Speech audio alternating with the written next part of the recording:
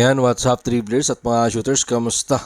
Kamusta po kayo? Ikidadismaya nga po ni Justin Brownlee ang kanilang malamyang depensa sa kanilang pagkatalo sa San Miguel Beermen. At inamin naman po ni Coach Tim Cone na wala siyang nakitang sagot sa naging opensa naman ng San Miguel Beermen sa Game 4. Yan po yung ating pag-uusapan at tatalakayin sa video ito matapos po akong maglambing ng isang like, share, comment down below and don't forget to subscribe and hit that notification bell button para lagi po tayong updated sa ating pong mga video. Lahat po nating shoutout nasa dulong bahagi po ng videong ito. Ipinakita nga po ni Justin Brownlee ang kanya pong offensive brilliance pero hindi po yan naging sapat para maipanalo niya ang kanyang kupunan na Barangay Ginebra San Miguel matapos nilang isuko ang 131-121 sa kanilang Game 4 ng Best of 7 semifinal series dyan sa loob ng Smart Araneta Coliseum. Ang Barangay Ginebra San Miguel Resident Import ay nagbuhos nga po ng kanyang matikas na 49 points, 9 rebound, kasama pa ang 5 assist, 20 of 26 shooting from the field sa halos 41 minutong playing time at meron pa po siyang 2 of 2 sa 4-point shot. Pero ramdam po ni Justin Brownlee na kulang talaga ang naging depensa ng kanyang kupunan na Barangay Ginebra San Miguel. Narito po si Justin Brownlee sa ulat ni Carlo F. Sacamos ng Spin.ph. Nang tingnan ko ang stat sheet, syempre, naka-score ako ng 49 points.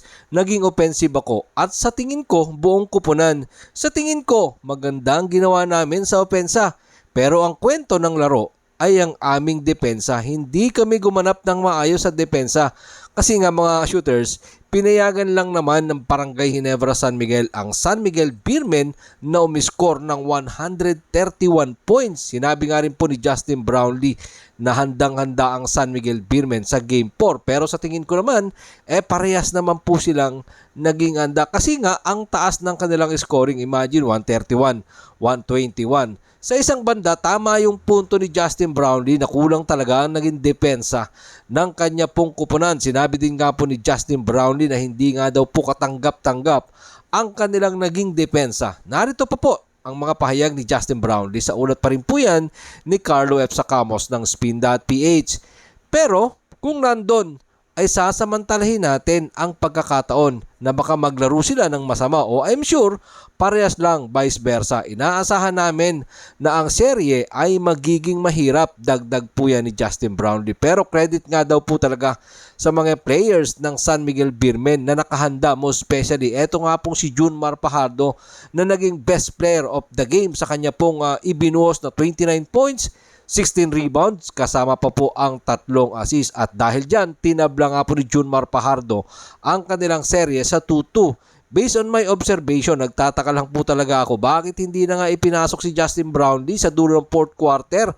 Mayroon pa pong 7 minuto ang natitira sa nasabi pong bakbakan. Ang aga naman yatang isinuko ng Barangay Ginebra San Miguel ang kanilang pagkatalo sa kanilang sister team na San Miguel Beermen. Based lang po yan sa aking napanood at observation. Kaya naman dahil dyan, eto po, pag-usapan naman natin ang inamin ni Coach Tim Cone sa kanya pong Barangay Ginebra San Miguel. Matapos nga pong ipakita ng San Miguel Beermen ang kanilang matikas na opensiba laban sa mga bataan ni Coach Tim Cone na Barangay Ginebra San Miguel. Matapos nga po ang kanilang kabiguan 121-131 dyan sa loob ng Smart Araneta Coliseum. Tingnan nga po natin ang mga naging pahayag ni Coach Tim Cone sa ulat ni Jer Ramos sa Spin.ph. They were firing on all cylinder. Wala kaming sagot para sa kanila. Pumasok ang mga tira nila mula sa labas. Napunta nila ang bola sa rim. Nadala nila kay Junmar Fajardo. Wala kaming naging sagot sa kanila ngayong gabi. Dahil mga shooters, nakakapag-shoot ang SMB ng 54% from the field. Kasama na nga po dyan ang 13 of 30 mula sa long distance. At mataas yan sa 43%.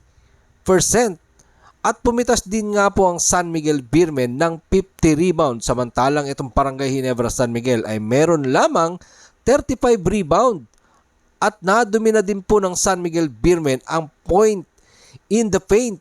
Nag-score po dyan ng San Miguel Beermen ng 58 points. Samantalang itong Barangay Ginebra San Miguel, 44 points from the paint. Tatlong player din po ng San Miguel Beermen ang nag-ambag ng 20 plus points. Kasama nga po dyan ang 29 points ni Junmar Pajarto. At ng kanilang import na si EJ Anosike nagbuhos naman ng 27 points. Si CJ Perez nagbuhos din ng kanyang 20 points. Si CJ Perez meron po siyang 4 of 9 mula sa labas. At eto namang si EJ Anosike 2 of 3 mula din po sa labas.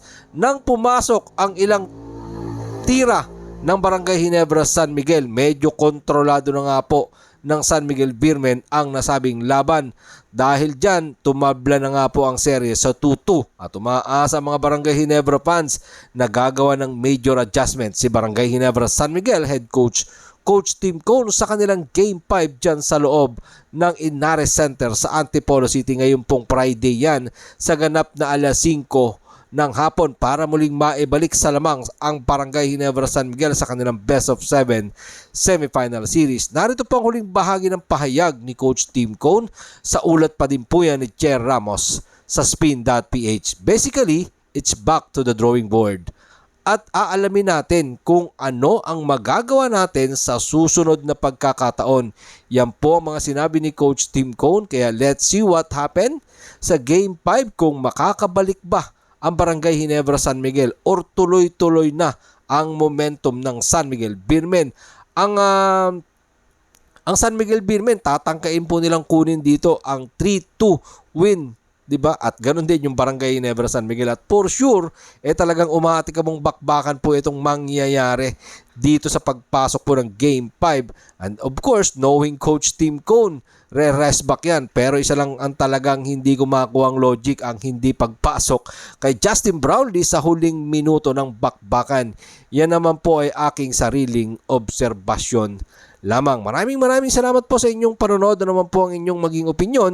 Pag-usapan po natin yan dyan sa comment section. Ingat and God bless everyone. Adjourn, pero bago po natin tapusin ang ating pong video, shoutout po kina